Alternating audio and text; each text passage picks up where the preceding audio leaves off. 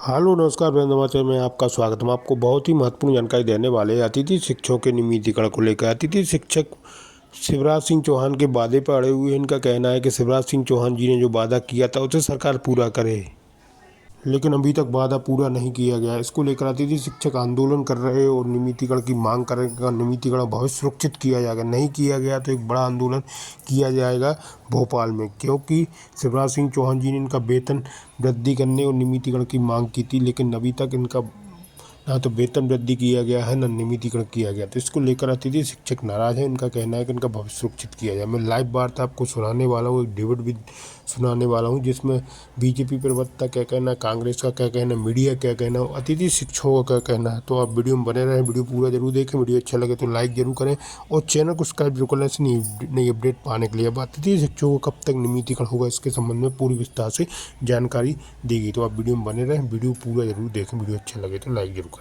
अभी भी हैं और निश्चित ही अगर ये सरकार जिसकी से कोई उम्मीद नहीं है कि ये 28 से पहले कोई आपके हित में निर्णय करे और नहीं करती है, तो निश्चित ही 28 में हम लोग वापसी करके और निश्चित आपके तो विपक्ष के नाते आप उनके साथ खड़े हैं, संघ के साथ, ये कह रहे हैं खान साहब।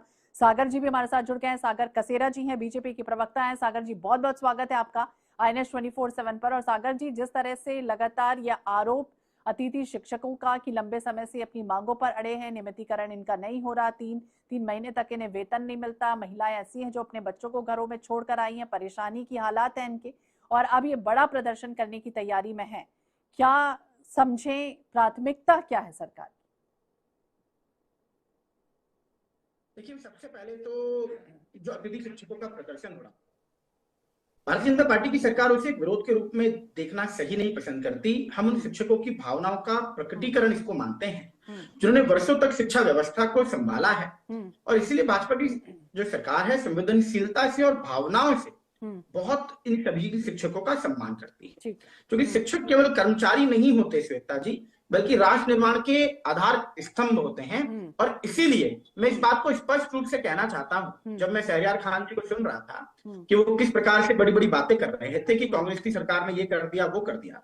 अगर कांग्रेस की सरकारों ने कुछ किया होता तो आज शिक्षकों की इस प्रकार की दुर्दशा नहीं होती, लेकिन भाजपा की सरकार उनके लिए प्रतिबद्ध है और उनके उनके जो भी उनकी अपेक्षाएं हैं उस पर खरे उतरने का सरकार पूरा प्रयास करेगी, ऐसा आश्वासन देना चाहती है। शहरयार जी बता रहे थे किसानों के लिए उन्होंने कितना प्रयास किया, लेकिन ये अपने आप में हास्यास्पद है किसान की जो उन्होंने उनको माफी का वादा किया। आरोप ना लगाएं। अभी हम ये समझने की कोशिश करते हैं। प्रदर्शन आज चलने जा रहा है, बड़े स्तर पर प्रदर्शन हो रहा है, अलग अलग क्षेत्रों से तमाम अतिथि शिक्षक पहुंच चुके हैं। समाधान कैसे निकलेगा, क्या ठोस कदम उठाए जाए? देखिए, मैंने स्पष्ट रूप से कहा श्वेता जी, क्योंकि विषय जो है वो मानदेय का है, तो भाजपा की सरकार ने 9,000 से 18,000 से किया है वर्ग 1 का।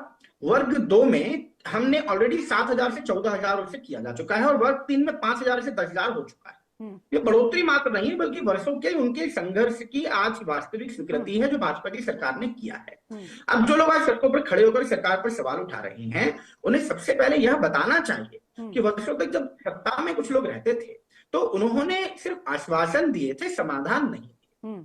अब भर्ती में 50% आरक्षण का ऐतिहासिक निर्णय भी श्वेता जी भाजपा की सरकार ने ही किया है। जहां पहले 25% आरक्षण था, उसे बढ़ाकर हमने 50% किया है। अब एक क्वेश्चन ये भी आ सकता है कि इतना सब कुछ किया है तो समस्या क्यों उठ रही है और शिक्षक नाराज क्यों है? तो मैं विशेष तौर से कहना चाहता हूं क्योंकि अपेक्षाएं बढ़ी, और ये अच्छी बात है।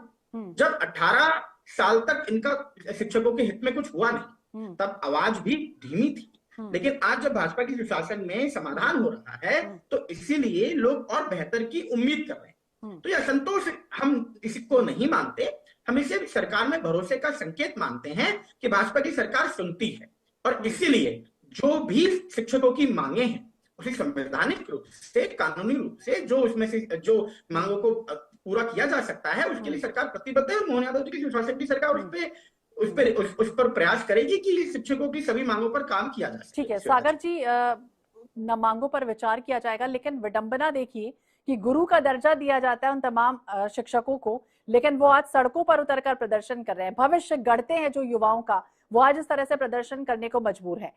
महेश जी, आपकी कोई बात, जिस तरह से अभी सागर जी कह रहे हैं कि भाई आश्वासन एक बार फिर से दे दिया जा रहा है कि हम सब कुछ करने को तैयार हैं, आगे भी आरक्षण दे दिया, तमाम चीजों का उन्होंने जिक्र किया, इसके पहले कोई सकारात्मक बातचीत हुई है, कोई संकेत ऐसा मिला है?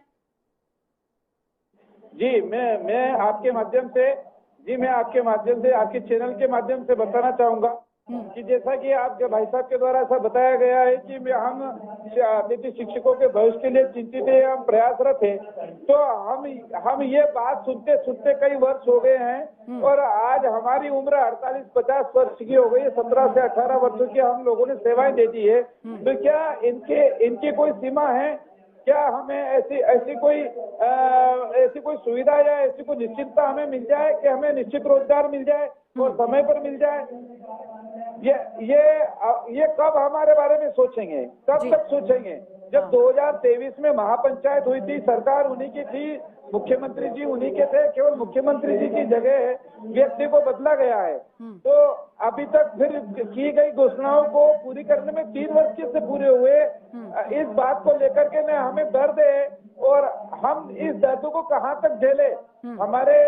हमारा भी कोई परिवार है, हमारे भी बच्चे हैं, हमारे वृद्ध माता पिता हैं, उनकी आंखें सूख गई है कि हमारे बेटे कब नियमित होंगे, कब निश्चित रोजगार इनको प्राप्त होगा, उन माँ बाप के सपने कब पूरे होंगे, कब पूरे कर पाएंगे, हमारे परिवार के सपने हम कब पूरे कर पाएंगे, हमारे बच्चों को अच्छी तालीम कैसे दे सकेंगे, अच्छा पोषण कैसे दे सकेंगे और कब देंगे?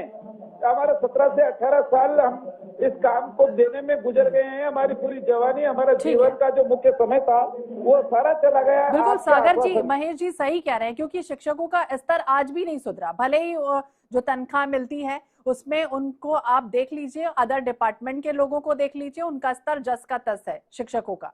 अब जिस तरह से महेश जी कह रहे हैं कि कब तक और मांगों का जो निराकरण होगा, कोई ढांचागत बनाया है, कोई नीति निर्धारित की कि भाई ये टाइमलाइन है, इस तक आप और इंतजार कर लीजिए?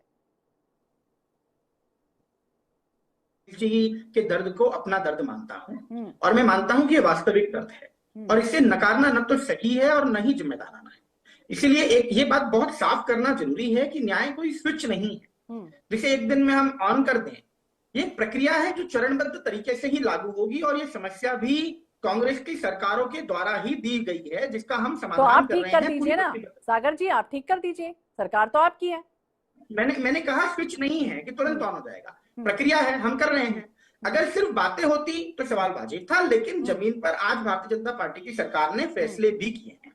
आप देखिए ना, मानदेय दोगुना किया है, भर्ती में 50% आरक्षण लागू किया है, 12 महीने सेवा का निर्णय जब आया तो डिजिटल भुगतान और पारदर्शिता भी लागू की है। तो बहुत देखने वाली बात है कि न्याय जो है वो शुरू हो चुका है, पूरा होना बाकी है। मैं मानता हूं समस्या वास्तविक है, लेकिन समय इस पूरी प्रक्रिया के अंदर भी अगर हम देखें तो समस्या 15-20 साल में के बाद जाकर के बनी है, उसे 15-20 महीनों में पूरी तरीके से खत्म करना मुमकिन नहीं है और व्यवहारिक भी नहीं। इसीलिए हम स्थिति को मतलब सुधारने के लिए पूर्ण रूप से प्रतिबद्ध हैं और अब उसकी प्रोसेस में लगे।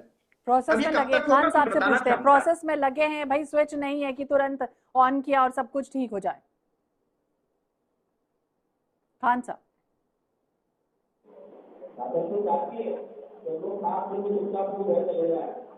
ऐसा नहीं है। सरकार में बैठे वो जन विरोधी सोच के लोग जो हमारे अतिथि शिक्षकों के दर्द को नहीं समझ पा रहे, उनके मानसिक पीड़ा को नहीं समझ पा रहे, अगर वो इतना प्रताड़ित होकर नहीं, पीड़ा को तो समझ रहे हैं, लेकिन वो कह रहे हैं कि स्विच नहीं है, तुरंत नहीं हो जाएगा, एक प्रक्रिया होती है, उस प्रक्रिया के आधार पर थोड़ा टाइम लगेगा। थोड़ा टाइम, 22 साल मध्य प्रदेश में भाजपा की सरकार को हो गए और कितना टाइम चाहिए? ये 15-18 महीने की बात कर रहे हैं, 22 साल हो गए। शर्म आना चाहिए आपको इस तरह की बातें झूठी परोस कर। ये वो अतिथि शिक्षक है जो मध्य प्रदेश के भविष्य और देश के भविष्य को गढ़ने का काम करते हैं। अगर वो मानसिक रूप से परेशान रहकर अगर शिक्षक का काम करेंगे तो वो उनका भविष्य, जो हमारा देश और देश का भविष्य, उसको वो क्या अच्छा शिक्षण संस्थान को चला पाएंगे और दे पाएंगे? तो अगर स्वस्थ मन नहीं है, अगर उनके घर की, परिवार की, उनके बच्चों की पीड़ा है, तो वो कैसे स्वस्थ शिक्षा का प्रसार कर सकते हैं? ये सोचने वाली बात है। लेकिन ये जन विरोधी लोग, जन विरोधी सोच के लोग, ये जनता के विरोध के प्रति इनका इतना सर पे सत्ता का नजर चढ़ा हुआ है कि ये सबको एक डंडी से हाँकने का काम कर रहे हैं, चाहे वो किसान हो, चाहे शिक्षक हो, चाहे महिला हो, चाहे युवा हो। ठीक है सागर जी, सागर जी बोलिए। उनके दुख को दूर करने का काम भी भाजपा की सरकार ने किया है और शिक्षकों की समस्त समस्याओं को हम अपनी समस्या मानते हैं, उसका निराकरण भी भाजपा की मोहन यादव की सुशासन की सरकार करेगी। आप देखिएगा शहरियार। 22 साल काम होते हैं क्या? 2 दिन के काम को आप 22 साल में नहीं कर पाए? तो आपके पास तो इससे पहले दिग्विजय जी का शासन था ना। सागर जी कोई टाइमलाइन दे दीजिए, कोई टाइमलाइन दे दीजिए। इंतजार कर रहे हैं महेश जी, अब और कितना इंतजार उनको करना पड़ेगा? आपने समस्याएं खड़ी के अंदर समाधान करते करते हम यहाँ तक आए। मैंने आपको बताया जो आरक्षण 50% दिया, वर्ग 1 वर्ग 2 की मानदेय में वृद्धि हुई है, मानदेय में वृद्धि हो गई है, लेकिन अब कितना इंतजार और करना होगा सागर जी ने? ये प्रदर्शन जिस तरह से करने जा रहे हैं, अब क्या कितना इंतजार हो? 1 महीने, 2 महीने, 1 साल, 2 साल? सागर जी आपसे सवाल किया आपने? जी सागर जी आपसे। जी मैंने आपको स्पष्ट रूप से कहा कि हम बहुत सीधी तरीके से इनकी सभी समस्याओं को का समाधान, संपूर्ण समाधान करने के लिए प्रतिबद्ध हैं, लेकिन न्याय जो है वो चरणबद्ध होता है। और मैं स्पष्ट रूप से कहना चाहता हूं कि जब तक स्थायी नीति पूरी तरह से लागू नहीं हो जाती, जब तक सेवा सुरक्षा, जॉब सिक्योरिटी का ढांचा फाइनल नहीं हो जाता, उस दिशा में सरकार का काम चल रहा है। हरियाणा मॉडल स्थायी संरचना और दीर्घकालिक नीति पर चल रहा है और इस बात के लिए मैं पूर्ण रूप से आश्वस्त करना चाहूंगा महेश जी को कि आपका दर्द भाजपा की सरकार का दर्द है। महेश जी आप निश्चिंत रहिए, समाधान सड़कों से नहीं निकलता, संवाद से निकलता है। आप माननीय मोहन यादव जी की सुशासन की नीति में भरोसा रखें, संवाद पर आप विश्वास रखेंगे तो आपकी सारी समस्याओं का समाधान होगा। इस विश्वास के साथ मैं आपको आश्वस्त करना चाहता हूं कि किसी भी शिक्षक को हम अधूरा नहीं छोड़ेंगे। शिक्षक हमारे लिए गुरु की भूमिका में है, वे समाज का निर्माण करते हैं, समाज में व्यक्तित्व निर्माण की भी महती भूमिका निभाते हैं। तो ऐसे सभी शिक्षकों का सम्मान करना सरकार की पहली प्रायोरिटी है। ठीक है, प्रायोरिटी है। सागर जी ये कह रहे हैं, आश्वासन दे रहे हैं, लेकिन सागर जी देखना दिलचस्प ये भी होगा